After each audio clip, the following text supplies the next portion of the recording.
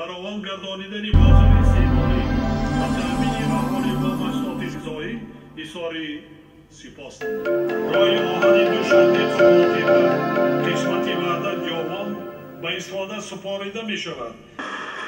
چند کارشناسا و خبرنگارا رو دعوت کردیم که همراه با ما طی این لحظه هایی که پرزیدنت تاجیکستان پیام خود را ارائه می نمود از طریق تلویزیون که طریق شبکه های تلویزیون پخش می شد به طور مستقیم ما تماشا داشتیم و همزمان به نکته و تاکیدهای پرزیدنت دقت می‌دادیم که در این پیام چه مسائل مهمتر از پیام‌های پیشین، کدام مسائل وابسته به مسائل اقتصادی، اجتماعی، مسائل تندرستی، در مسائل سیاسی خارجی تاجیکستان، در مسائل کادر پرزیدنت تاجیکستان تاکید کرد. و حالا می‌خواستم صحبت از این شروع کنیم که کدام نکته‌های جالبتر در این پیام پرزیدنت به نظر شما مهمتر رسید و شما اون را شاید قیدم کرده باشید. عبدالملک می‌خواستم صحبت از شما آغاز کنیم.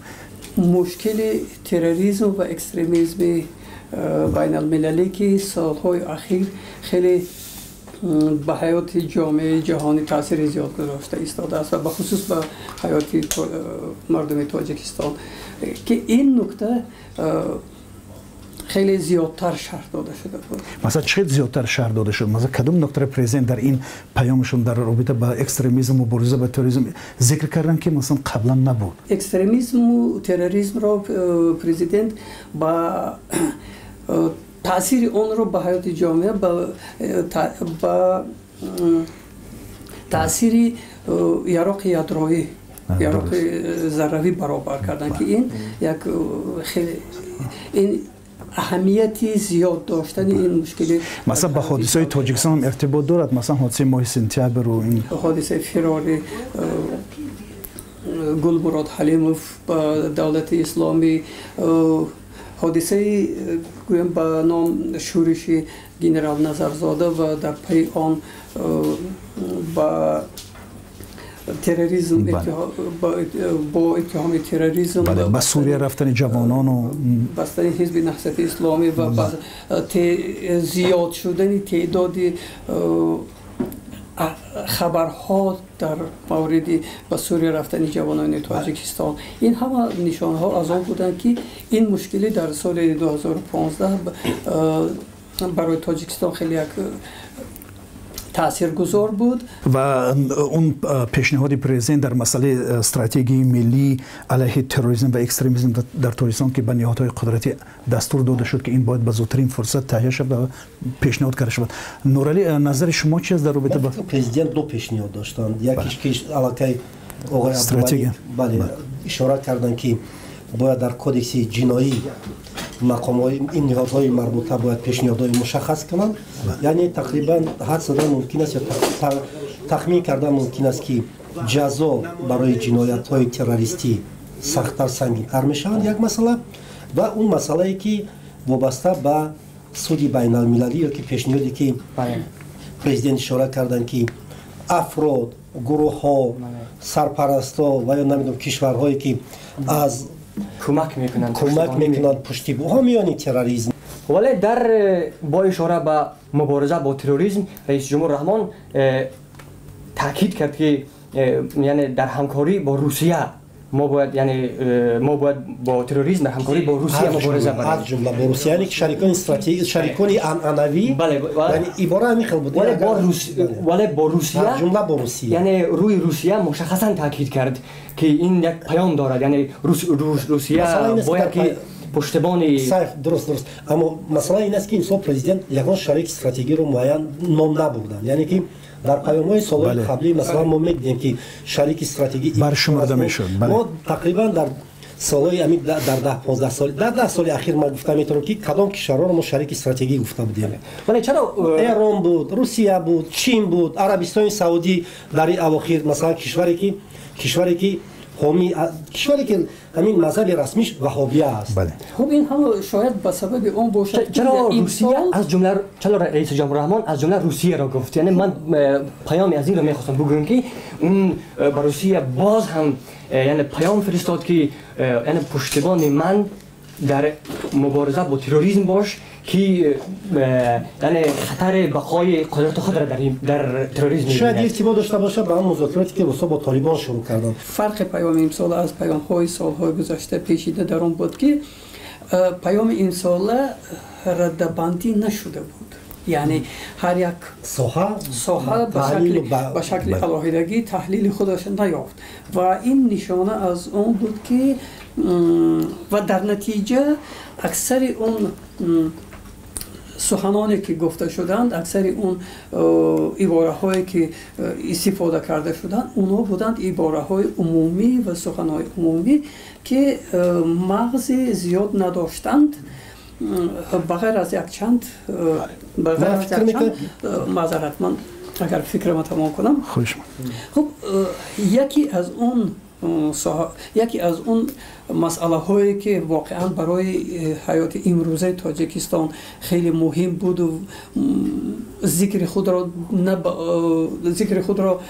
نه به درجه کافی پیدا کرد، این بحران اقتصادی جهانی هست که تاجیکستان الکی وارد آن شده است و در سال 16 پرزیدنت اشاره کرد که تاجیکستان آسیب پذیر شده در پس منظر این مشکل اقتصادی جهان. متاسفانه من نشنیدم که چیزی برای برون رفت، برای بیرون رفتن از این چی نقشه داشت. بله مشکل معذرت من اگر که فکرم تمام کنم،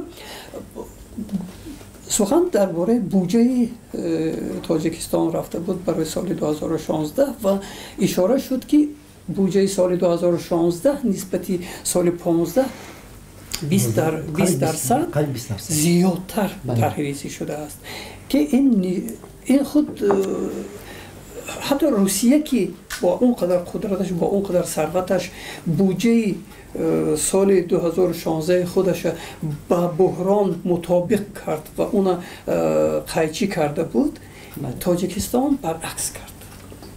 تاجیکستان و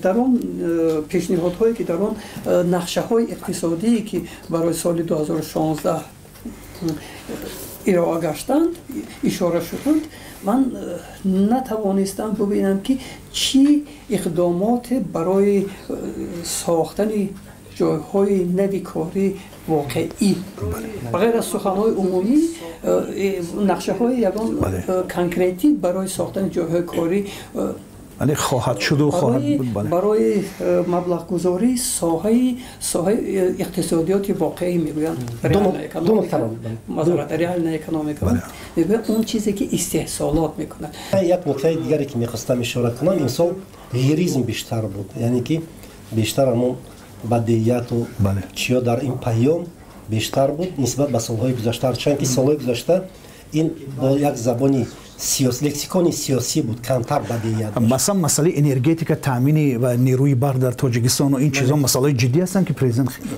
ذکر کرده در این. اگر با یک برخورد فیلولوژی کنیم با پیام رئیس جمهور، همون متن رئیس جمهور به پارلمان همون عباره هایی که سالهای پیش داشت همون رو داشت. فرضاً تدبیرهای مشخص، استراتژی ملی رشد، دورنمای اقتصادی، این عباره هایی بودند که در پیام های قبلی هم بودند. ولی یک چیز جالب برای من در این پیام مذکور این بود که رئیس جمهور از زبان رئیس جمهور صدا داده شد که اقتصاد تاجیکستان آسیب پذیر شده است. یعنی این چیزی بود که من ندیدم، نشنیده بودم در ارتباط با چه آسیب پذیر شده پرزیدنت ذکر کرد؟ یعنی با بحران مالیوی در جهان، یعنی رئیس جمهور تایید و تصدیق کردن که اقتصاد تاجیکستان آسیب پذیر شده است، ولی راههای برون رفت، راههای مشخص و دقیق برون رفت از این اقتصاد آسیب پذیر را تاکید نکردند به طور روشن و واضح، اون چیزی که مردم تاجیکستان میخواهد. این با اندیشه من اقتصاددان نیستم، ولی با اندیشه من بودجه یا اینکه نقشه ضد بحرانی نیست. عمومی ها بیشتر بودن و ساحه ها مورد بررسی جدی باید قرار می گرفتن، زیرا که در این شرایط کانکرتیزاسیا و مشخص کردن برای رشد، برای پیشرفت آینده در سال 2016 این خیلی مهم است. و یک چیز دیگر من مشاهده کردم در پیام رئیس جمهور، این به نظر صرف انفرادی من یکم با هم زد و نقیض هم بود، یعنی تناقض داشتن جمله ها. مثلا رئیس جمهور در هر ساحه یعنی تاکید کردن که اینقدر مبلغ صرف کردیم، اینقدر مبلغ صرف کردیم، ولی در جای دیگر فرض مثال گفت که در ساحه تندرستی 8000 طبیب نمیرسند، یعنی در مجموع 8000 مثلا فقط 6000 طبیب 8200 نمیرسند. یعنی این در قسمتی چی ساحه میانه تندرستی، یعنی مبلغ صرف شده است به ساحه تندرستی ولی در نتیجه طبیب نمیرسد، یعنی تناقض دارم با هم. دیگر چیزی که برای من جالب بود درباره سیاست خارجی تاجیکستان، سیاست بیرساز حالا به سیاست خارجی تاجیکستان میایم. حالا یک مسئله دیگر ما میخواستم وابسته به مسائل داخلی تاجیکستان، اگر دقت کرده باشید پرزیدنت تاجیکستان وقتی درباره مشکل اقتصادی و بحران ها و مشکلات اجتماعی ها اشاره کرد، به یک نکته تاکید کرد این همه وابسته است به مشکل کادری تاجیکستان، ولی به طور مشخص و مفصل نگفت که اینها مشکل کادری ما چی است، از چی عبارت است. در مسئله کادرها باز سخن در اگر برگردیم به همون دانشگاه طبی که در مورد آن سخن خیلی زیاد گفته شد، تحلیل خوب بود، یعنی که ما نیاز داریم به اینقدر جایهای کاری، یعنی که تقریبا 18000 جای کاری نو نیاز داریم. 18000 315,000 نفر به جای کار تامین میشوند. خوب ایشان گفتن که ما با 6000 طبیب و 8000 کارکنان همشیره‌های طبی نیاز داریم، ولی اون دانشگاه یگانه دانشگاه طبی تاجیکستان که هر سال همه سال 1400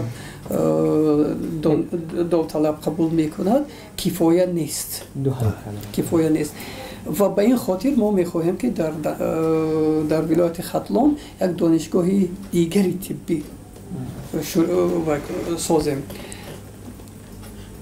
خب نیتی خوب، بله نیتی خوب، ولی آیا این چیز ریالی باشد یا نه؟ آیا واقعا اون دانشگاه نوی طبی که ساخته می شود تا کجا به درد امروزه می خورد؟ مسئله کادرها تقریبا من صحبت‌های زیاد دارم در بین روشنفکران، تقریبا کسی را نپرسی میگه ما رفتن در کار، خارجی رفتن در کار. من در فقط این مثال ژورنالیستی کردم میارم. مثلا شما بیاید در چند سال اخیر تقریبا اکثریت ژورنالیستایی که در تاجیکستان صاحب نام بودن یا از ساحه ژورنالیستی رفتن یا که با دیگر خبرگزاری یا با دیگر یک همین رشد توده اعلام کرد تقریبا نیمه از پلوس رفت. بله. یکی از مشکلات‌های پیام رئیس جمهور این است که یعنی زمان برجسته میشد که اگر پیام رحمان با وضعیت موجود تاجیکستان مقایسه کنی، در همون جا یعنی تناقض او برجسته میشد. مثلا او میگه که ما 106% کامپیوتر کنانی مکتب ها اجرا شده است، ولی ما برق نداریم. اون شش ما در دیهات برق نیست، یعنی پس اون کامپیوتر کنانی که 106% اجرا شده است به درد میخورد یا نه؟ یک نکته رو من اشاره کنم، همین مثلا پیش از همه باید من به هر حال انتظار بودم که ذکر می شود که شرایط برای صاحب کاران، شرایط مساعد برای فعالیت صاحب کاری در تاجیکستان کفالت داده می شود و ساخته می شود، ساخته می شود. چون ما در بلاک اقتصادی پیام قرار داریم، یک چیز دیگر من میخوام اشاره کنم در مورد پرزیدنت عباره برق زیادتی را بله من همین نکته رو می‌خواستم درست است اشاره کردن. من 5 میلیارد من تاکید میکنم که من یعنی بر این نظر هستم که در همین شب و روز در زمستان که ما یعنی نبود برق در دیهات احساس می شود، رئیس جمهور رحمان باید از یعنی از نام بردن از گفتن عباره برق زیادتی باید خودداری میکردن که از لحاظ روانی با وضعیت موجود همخوانی ندارند. تو پیشتر می‌خواستی درباره سیاست خارجی تاجیکستان که در پیام با کدام نکته‌ها من بسیار منتظر بودم، یعنی در با کدام مقصد در برابر سرد شدن یعنی تا اندازه تیره شدن یعنی با چالش آمدن سیاست خارجی تاجیکستان با ایران و عربستان من این منتظر بودم و انتظار داشتم که رئیس جمهور رحمان درباره با اشاره به این چیزها با بررسی کردن سیاست خارجی میپردازد، ولی ما ندیدیم این چیز را بجز از اینکه در مسئله تروریسم اون که گفت با روسیه باید همکاری کنیم و یک نوع با یعنی جامعه جهانی را یک نوع گناهکارم کرد با اشاره به اینکه اونا استفاده دوگانه با تروریسم دارند، یعنی با این برخورد با در برخورد دوگانه با مبارزه با تروریسم دارند. ولی در مسئله یعنی اونی که پیشتر میگفت یعنی سیاست تاجیکستان سیاست درهای باز دارد، در سیاست خارجی تاجیکستان یعنی از شریک‌های معین از شریک‌های استراتژیکی نام میبرد مثل چین که این چیزها در این پیام نبودند. درسته، در این باره ما گفتیم. تشکر زیاد. من به هر یکایک شما برای شرکت و در این صحبت خیلی جالب اظهار تشکر میکنم و امیدوار هستیم هممون که در این سال 2016 با اون اشاره هایی که پرزیدنت در رابطه با مسئولیت دعوت کردن وزیران و هیئت کابینه خودش تاکید کرد، امیدوار هستیم که یک بهبودی در جامعه تاجیکستان باز بهتر و خوبتر